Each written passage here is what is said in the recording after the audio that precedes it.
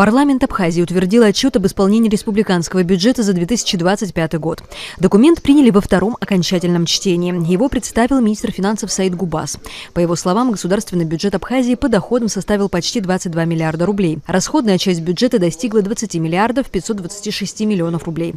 Поступления доходов в 2025 году увеличились на 5 миллиардов 984 миллиона рублей, или на 38% по сравнению с 2024 годом. Также решением парламента Банк Абхазии 30% своей прибыли будет напрямую перечислять в доход республиканского бюджета, согласно поправке в закон о Национальном банке. Также парламент принял во втором окончательном чтении проект закона о совершенствовании бюджетно-правового статуса городов Новый Афон и Пицунда.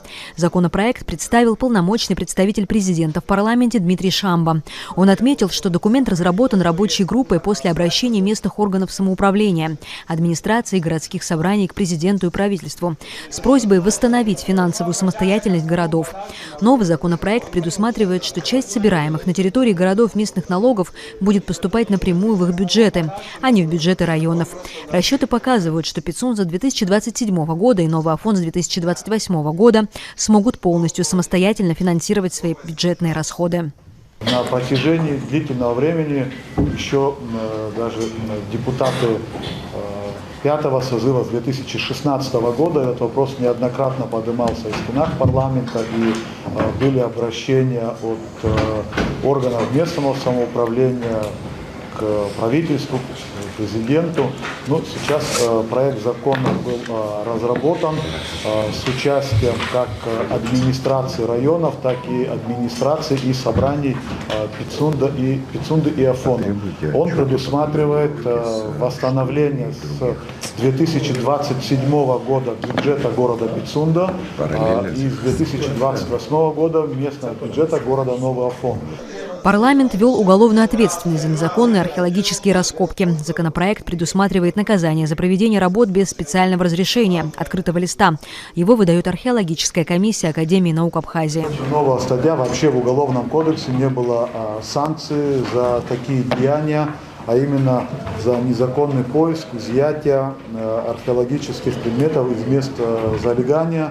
В основном такая деятельность осуществляется черными копателями, это на территории Цибельдинского заповедника.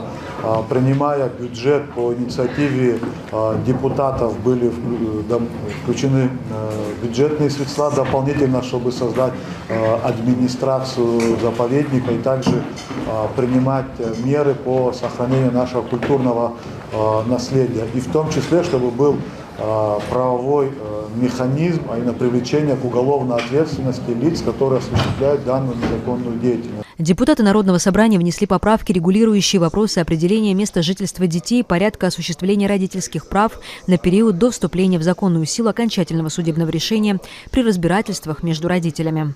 Закон вводит защитный фильтр, значит, требуется заключение органа опеки, учет мнения ребенка, а также приоритет сохранения фактического места жительства ребенка, если резкое изменение навредит его, значит, интересам.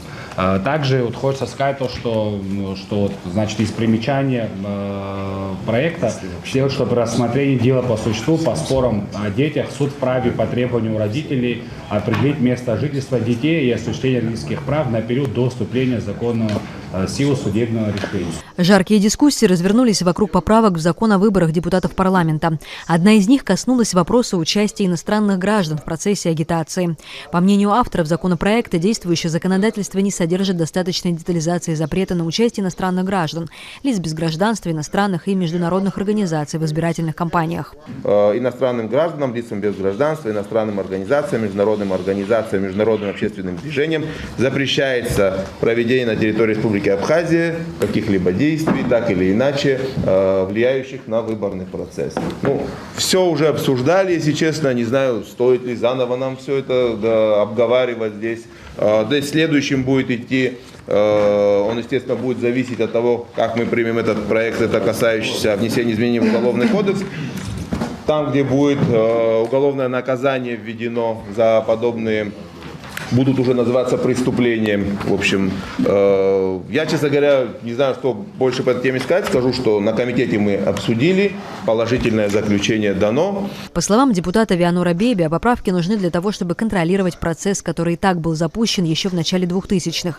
Потому как участие иностранных граждан в каком-либо качестве может вызвать конфликтные ситуации уже после выборов. Хочу напомнить, и в 2004 году, и все последующие годы, и границы закрывали, и все остальное это было. Практика показала, мы не можем. Ну, мы не можем это контролировать, мы не можем потом найти людей, мы ничего это не можем сделать. Поэтому, чтобы не было конфликтов у стороны, которая проигрывает или выиграет, или кто-то просто будет пользоваться, чтобы этим не воспользовались, надо, я считаю, что принять, чтобы этого не было. А Беслан Аймурхба считает, что нельзя ограничивать кандидатов в депутаты. И скорее необходимо создать орган, который бы позволял иностранным политтехнологам работать в республике легально. Я не против политтехнологов, я говорю это однозначно, это я говорю сразу. Почему? Потому что, в принципе, демократическая республика, и они могут участвовать. Вот один момент, если мы не можем регулировать, тогда мы должны внести изменения в уголовный кодекс или же для регистрации тех же политтехнологов. У нас нет механизма, получается так, да, что нет регистрации. Мы можем определить какой-нибудь орган и зарегистрировать этих же политтехнологов, и они будут по договору, по найму со мной, например, условно говоря, работать. Если у меня фонд есть, я со своего фонда, если официально им оплачиваю, если я провожу всю процедуру прозрачно, зачем ограничивать? Вот у меня такой вопрос встает.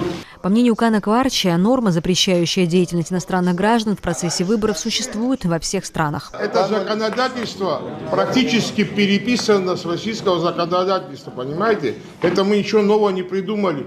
Весь мир это в себе принял и как защитный механизм использует. Вы вообще, я не знаю, вы о разных вещах говорите. Дмитрий Михайлович. В итоге в первом чтении запрет на участие иностранцев так или иначе в выборном процессе был принят. Также горячо парламентарии спорили по вопросу экзаменации кандидатов в депутаты на знание государственного языка. Здесь вопрос сохранения абхазского языка. Я не побоюсь этого сказать, в том числе и себя считаю, виноватым в том, что абхазский язык мало звучит в абхазском государственном управлении, в государственных органах и в обществе. Все мы должны в отношении этого над собой поработать и предпринять меры для того, чтобы... Это сложно, нужно документооборот поменять. Все фактически на русском языке. Но проблема и боль абхазского народа и народа, проживающего в Абхазии, состоит в том, что у нас есть некоторые сложности с тем, знает ли население родной язык страны. И мы должны к этому приложить усилия.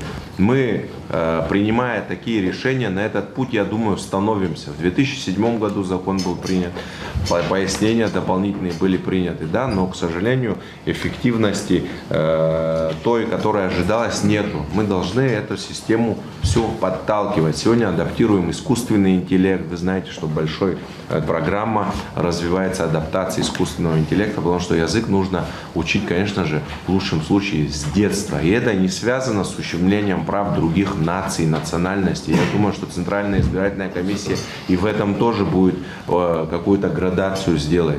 По словам парламентариев, тема владения языком депутатов парламента была актуальна всегда и не раз поднималась. Были приняты ряд законов, но их исполнение постоянно откладывалось. И сейчас пришло время начать приводить эти нормы в соответствие с принятыми законами. В 2015 году и в 2007 году то, что были постановления приняты, просто они не исполнялись. Это в первую очередь, если человек, который идет в парламент, кем он должен быть? Патриотом своей страны. А патриот должен говорить на своем государственном языке.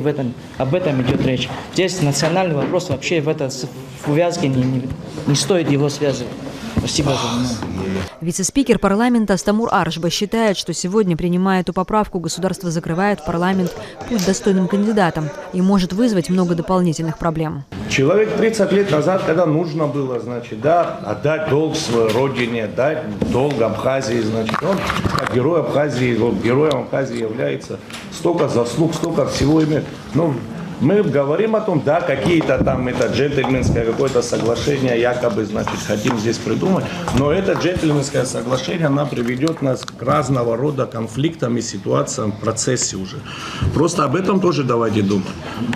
Мое мнение, да, ну, безусловно, что это, да, что это нужно, что надо как-то проговорить это, надо проговорить, что касается других, значит, да, наших вот коллег другой национальности, скажем, какие у них могут быть послабления или что, потому что в процессе самих выборов у нас получится много разных проблем. Это мнение поддержал депутат Галус Трапезанян. По его словам, несправедливо лишать, например, его возможности вновь баллотироваться на пост депутата. Голосую за все. Я за абхазский язык. Но мне сегодня нет возможности научиться. Допустим, буквально 4 дня тому назад мы открывали 3 садика. Один в Пицунде, один в Гаграх, один в Цандрипше. В Цандрипше садик открывали, и тогда президент был, мы ветераны подошли к президенту и сказали, что у нас есть предложение. Какое? Садик построен, бюджет 23 миллиона, 21 миллион отдал армянская община Абхазии. И мы президенту говорим, мы хотим, чтобы в этом садике, начиная нянек, начиная воспитателей, чтобы все были абхазские, чтобы все дети начали учиться именно оттуда. Не имеет значения, какой национальность, русский, армянин, абхазец, кто бы туда ни пришел, чтобы они тогда могли полноценно, равнозначно могли знать государственный язык. Я за это, я и сейчас голосую за это, за все.